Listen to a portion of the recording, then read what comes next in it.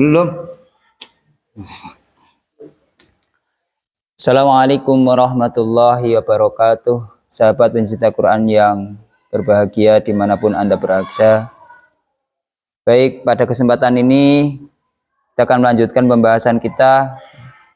Kemarin kita sudah membahas tentang kelahiran seorang bayi. Setelah bayi itu lahir, kemudian ada fase selanjutnya yaitu fase menyusui. Pada kesempatan ini kita akan bahas tentang menyusui. Jadi setelah bayi lahir, hal yang pertama ia butuhkan adalah ketersediaan asupan makanan untuk membantu tumbuh kembangnya.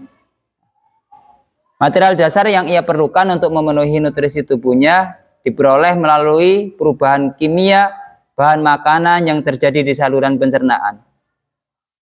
Nah, bahan yang telah dicerna meresap melalui dinding usus dan masuk ke dalam saluran darah, mengikuti aliran darah. Nutrien yang tersambut di dalamnya akan didistribusikan menuju organ-organ yang memerlukan, seperti organ lainnya. Demikianlah cara kerja kelenjar susu dalam memperoleh makanan dan bahan pembuat air susu. Nah, berkaitan dengan air susu, Allah SWT memerintahkan manusia untuk belajar kepada hewan, seperti termaktub dalam firman-Nya, wa inna lakum fil an'ami la'ibrah nusqikum mimma fi butunihi mim baini farsin wa damil labanan khalisan sa'ighal lisyaribin. Dan sungguh pada hewan ternak itu benar-benar terdapat pelajaran bagi kamu.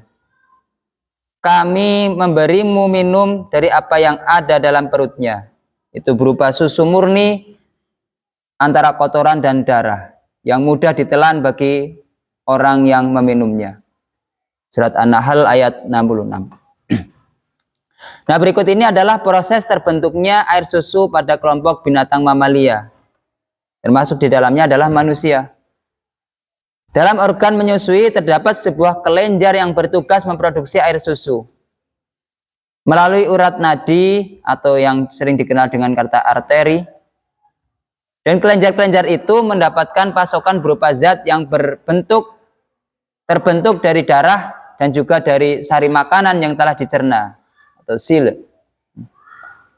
Nah, kemudian kedua komponen ini tidak dapat dikonsumsi secara langsung. Jadi kelenjar air susu akan memproses keduanya dengan enzim-enzim yang ada dan menghasilkan air susu yang dapat dikonsumsi secara langsung. Nah, air susu yang dihasilkan mempunyai warna dan aroma yang sama sekali berbeda dengan zat aslinya, yaitu saripati makanan dan darah tadi. Nah, dalam terjemahan ayat di atas, sari makanan yang telah dicerna dinyatakan sebagai antara kotoran dan darah. Hadirin pencinta Quran yang berbahagia, terjemahan ini rasanya kurang tepat. Terjemahan yang lebih tepat dapat kita temukan dalam tafsir Al-Misbah karya Profesor Quraish Shihab. Beliau mengartikan antara sisa-sisa makanan dan darah. Kalimat ini jauh lebih tepat untuk menggambarkan proses pembentukan air susu seperti diuraikan di atas. Nah, air susu ibu atau yang kita kenal dengan kata ASI memiliki komponen yang tepat guna memenuhi keperluan nutrisi yang meningkatkan imunitas bayi. Nah, perimbangan nutrisi yang terkandung dalam ASI sangat ideal bagi tubuh bayi yang masih sangat muda. Pada saat yang sama, ASI juga mengandung nutrisi yang memacu perkembangan otak dan sistem saraf. Susu buatan yang dibuat berdasarkan teknologi tinggi saat ini tetap tidak mampu menggantikan makanan bayi yang satu ini, yaitu ASI. Nah, soal berapa lama sebaiknya bayi memperoleh ASI eksklusif dari ibunya, mari kita simak dua ayat di berikut ini.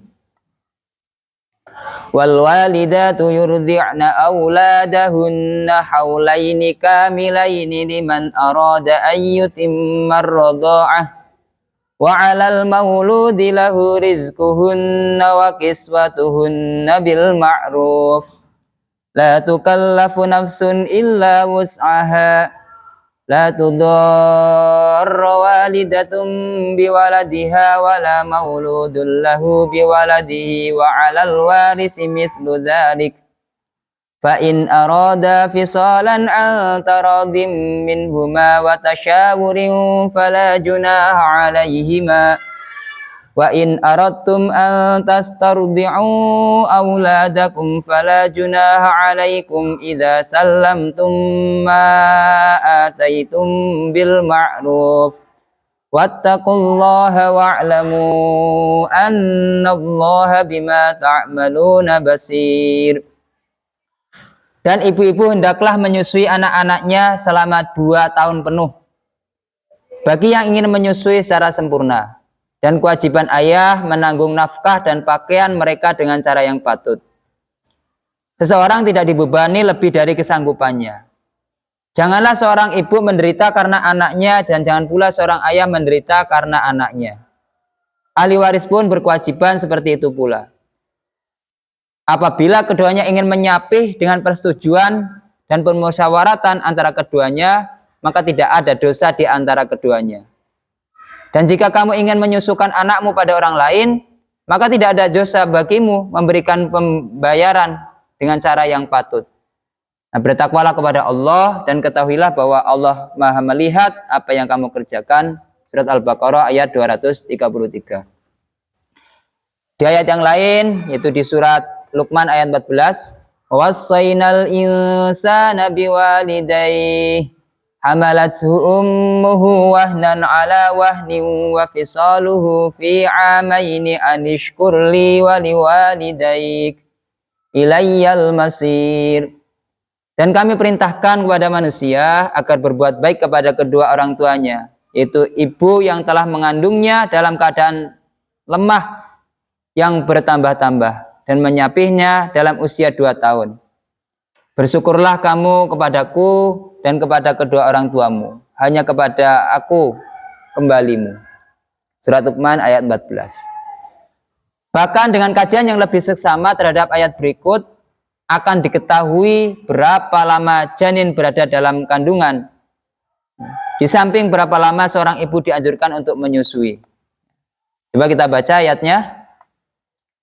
Wassaynal insana biwalidayhi ihsana hamalathu ummuhu kurhan wa wada'athu kurha wa hamluhu wa fisaluhu 30 syahra hatta idza balagha ashuddahu wa balagha 40 sanah qala rabbi auzi'ni an ashkura ni'mataka allati an'amta 'alayya wa 'ala walidayya wa an a'mala salihan tardahu wa aslih li fi dzurriyyati inni tubtu ilaika wa inni minal muslimin. Dan kami perintahkan kepada manusia agar berbuat baik kepada kedua orang tuanya. Ibunya telah mengandungnya dengan susah payah dan melahirkannya dengan susah payah pula. Masa mengandung sampai menyapihnya selama 30 bulan.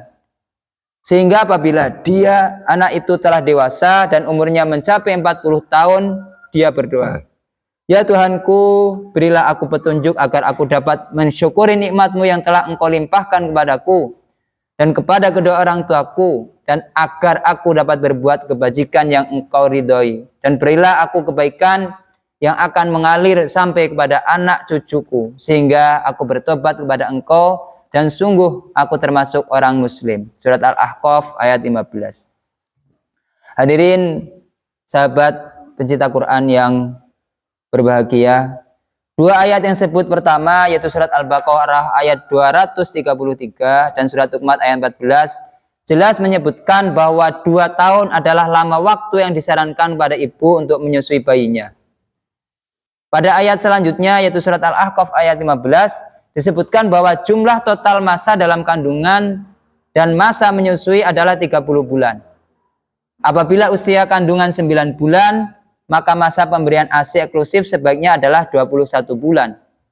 Bila ketiga ayat ini digabungkan dengan sedikit bantuan hitungan matematis, maka akan diperoleh angka antara 7 hingga 9 bulan bagi masa kehamilan yang normal. Kemudian pemberian ASI untuk mencukupi asupan gizi bayi sangatlah bermanfaat.